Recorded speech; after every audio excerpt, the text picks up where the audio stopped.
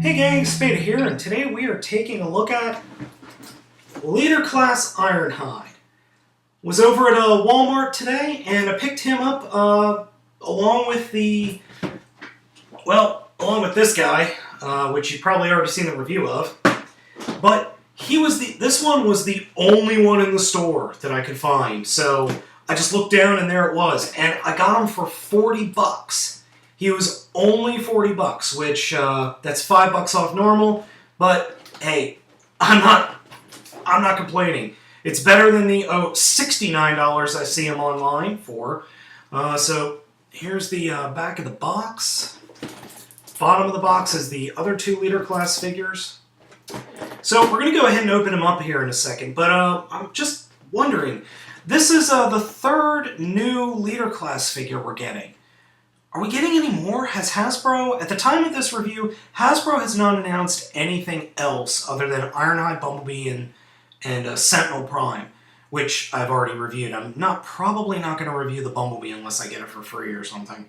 But, so, as I said, we're going to open them up, and we're going to go ahead and take a look. Once you get Ironhide out of his packaging, he is a very nice-looking figure. The figure itself is pretty big, so here he is compared to Voyager Shockwave and Deluxe Class Prime. As you can see, he is magnitudes larger than the Voyager Class series. The figure itself is big and imposing, and as you can see, the primary colors are black, turquoise blue, and some gray highlights.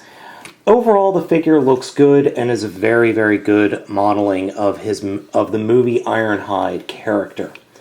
There are a few issues with this figure, which I will get into a little bit later, but first we're going to talk about just the basic sculpting of the figure. I really am happy with the detailing and the overall look, especially in the legs. The blue in the legs is really, really well done, and just all this Cybertronian figure sculpting really makes the figure shine. The face on the figure is typical Ironhide. I am not a fan of the Ironhide in the movies simply because I don't particularly care for the bovine-like face. That's just a personal thing. A lot of people do like it, but I'm not a huge fan. Now, he does have this little gray piece that does come down, but as you can see, that's part of one of his lights and sounds gimmick. There is a tab on the back of the figure's head right there that activates that particular gimmick. Weapons ready. Ironhide here. Weapons ready. Unfortunately, those are the only two voice sounds it makes. He does have another voice and light gimmick. Ironhide does have another light and sound gimmick that is enabled by taking this little panel right above the Autobot symbol, flipping it down, and then pushing it.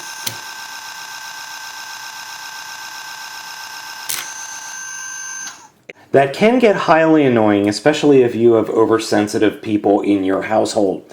The only thing I don't like about this gimmick is I wish the turret kept spinning instead of just popping out and only slightly spinning. So now we're going to talk about Ironhide's Mechtech gimmicks, and there are 4 of them on this figure, 1 for each limb. We're going to start off with the arms here, and all you need to do is just get the arm lined up, and this is the exhaust pipe from the vehicle mode. Pull it back, and that will deploy his one Mechtech gimmick on this arm. The Mechtech gimmick can then be stored away by pushing the exhaust back in.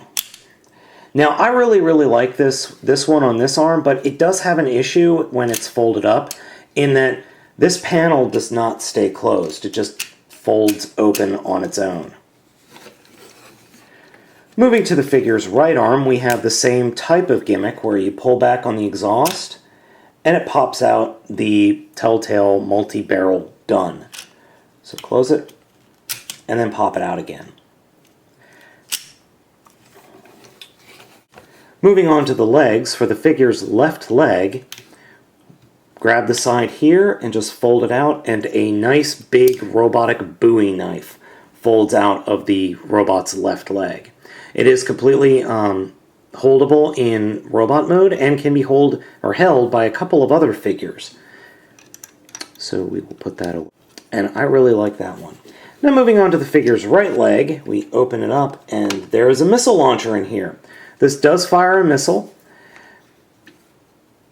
And I will attempt to push the button. You see the button is actually sitting on underneath this hinge right here. So it is not easily pressed. But it does fire, and it fires a good distance. It doesn't fold up quite as nice. You really have to fiddle with it and not shoot your eye out like I just did. But overall, the Mechtech gimmick is very cool. So here's Ironhide with all of his Mechtech gimmicks deployed. And I'll just put the missile back. I really, really like these Mechtech gimmicks. I love the fact that this leader class figure has not one, not two, but 4 different gimmicks. He's got the 2 guns, he's got the Bowie knife, he's got the missile launcher, and then he's got the lights and sound in robot mode, and 2 different lights and sounds to boot. That is just awesome. That is very, very cool, and a great, great value to what is already a pretty cool looking figure. Before we get into the transformation, I wanted to talk about a few issues that this figure has, and some of these are really, really bad issues, and a few are just nagging points for myself. We'll go ahead and start off with the upper body. It is a very cool looking upper body, but this flapping door really annoys the bejesus out of me. It looks like it's supposed to be able to snap into place right here in the gun, but my figure does not. And I wish it did, because every time I move it, the door just swings open. So I kind of have to force myself to just keep this fist kind of just pointed down. The other issue I have with the torso is these bits on the underarm. These are the doors and the side in vehicle mode, and they're supposed to snap into place, but they don't really snap in. They just kind of sit there with a bad-sized peg, and they get in the way all the time. The other issue I have with the torso is the arm connector port. This is an actual part of the transformation, and I'll show you that in a minute. But this little tab right here, especially on the left shoulder, comes off very easily. And it's annoying when trying to pose the figure. Now, the other major issue has to do with the legs. Chiefly of which, you can't actually put the legs straight. That is not that big of an issue. The issue is, on my figure specifically, the ratchets that allow the side-to-side movement in the legs are incredibly loose. When I first put the figure out and put him on my desk, he did a split. He just flat out did a split. There should not be this much wiggle room. I mean, this thing is just super, super loose. And on this side, it doesn't even ratchet. It just moves on its own accord, and the figure's heavy enough that it'll just split like that. I end up having to really wrestle with those joints in order to get the figure to stand. Now, that forces me to make some really cool poses, which honestly is not a bad thing, but it would be nice if the figure could stand on its own without me having to worry about it. Now, here, I've got a great pose going. He looks good, but I'm worried that it's going to fall apart. Now, speaking of the posability, this figure, for a leader class figure, and considering how much bulk is on this figure, is actually quite posable. The head, unfortunately, cannot move at all. That's because of the lights and sounds gimmick. The arms, there is a sliding joint and a ratchet joint in the shoulder, a swivel joint in the upper arm, and a elbow joint that bends 90 degrees. But because of the kibble, or the bulk from the vehicle mode, things get in the way. There is no torso joint to speak of. The legs have a ratcheting joint there, and the poor ratcheting joints that I talked about that allow the side-to-side movement. You can get some posability in the knees, but there's really no point. But they do swivel. And the feet have ratchets. They don't move. There's no side-to-side movement, but the toes can move a good bit. and that gives the figure a lot of stability. On the outside of the foot, because of the way the transformation is, this is actually the truck bed. There's not a lot of support on the outside of the foot, but the inside of the foot has plenty of support. So this figure can pull off some nice poses, but you do have to be careful about how you're posing the figure, simply because of the top heaviness of the upper body, and if your figure is like mine, the issue with the two joints in the legs. So those are the issues I have with the robot mode. Let's go ahead and get into the transformation. So the transformation is actually very complex, but it's not bad. Once you do it a few times, you really get the hang of it. To start, we're going to actually take these shoulder pieces and fold them up, just folding them forward like that. That will allow us to come under the back, underneath here, and actually fold the wheels out, away from the figure, like that.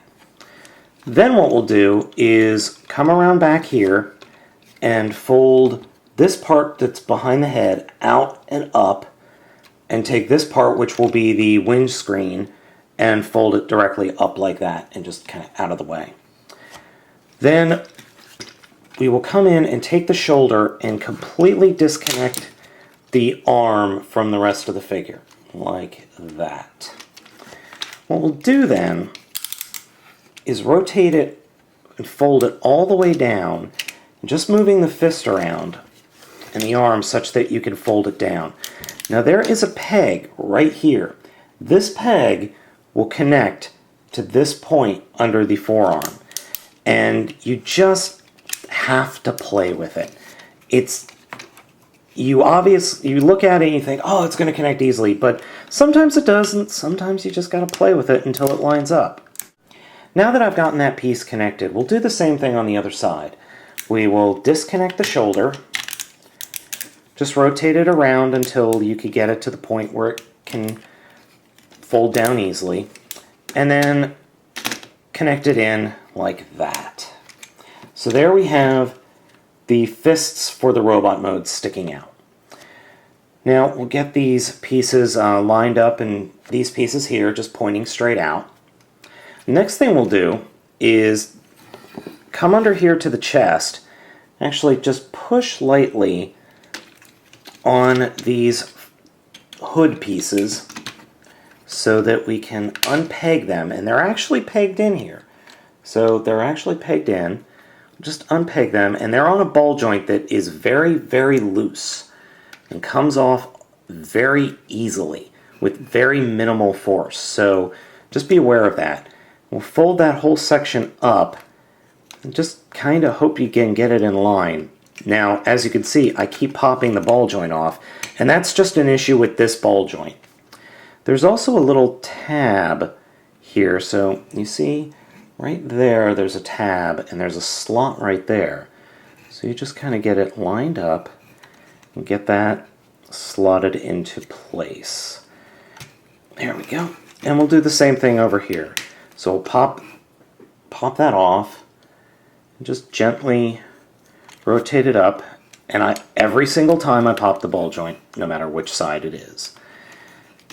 So we'll just get that lined up, and then once we get these lined up, we can then take the front part and actually bring that over and fold it down. You just got to get things lined up, and it snaps cleanly into place like that. So there, we have the front of the vehicle formed up. What I like to do is just go under here and make sure that these tabs that I just talked about are in place. And I apologize because my camera does not seem to want to have a correct white balance today. Okay, so next what do we do? Well, we can do one of two things. We can either focus on this part or we can focus on the legs. We'll focus on this part in the middle in a second. What I want to do first is fold down the legs like that and flip out part of the truck bed. That will come in handy later. Then I just like to just turn the bottom parts of the legs around right now just to get that done and out of the way, because it might be a pain later on. So next what we'll do is actually come to the armor parts underneath the door and fold those out like that. And that will allow us to fold this whole section down and snap it into place like that. And just kind of fiddle with things until they get lined up. Now comes the hardest part of the entire transformation, in my opinion. Getting this part to fold forward. Doesn't want to go easily. So what I like to do is to come around to the back of the figure and get my fingers on this hinge and try not to push the button. So I like to come back here, get my finger on this hinge, and just kind of fiddle with it until it goes in. And this is by far the hardest part of the transformation. Okay, so that was plugged in. Getting this off in the reverse transformation is a little bit of pain in the butt. Next, what we'll do is just line the feet parts up and fold them forward like that. Connect the backs like that, and then fold this whole section up and snap all the panels into place. And there we go. A GM top kick. Oops. There we go. Now he does have lights and sounds in this gimmick, so there's a button right here on the back of the bed, right there.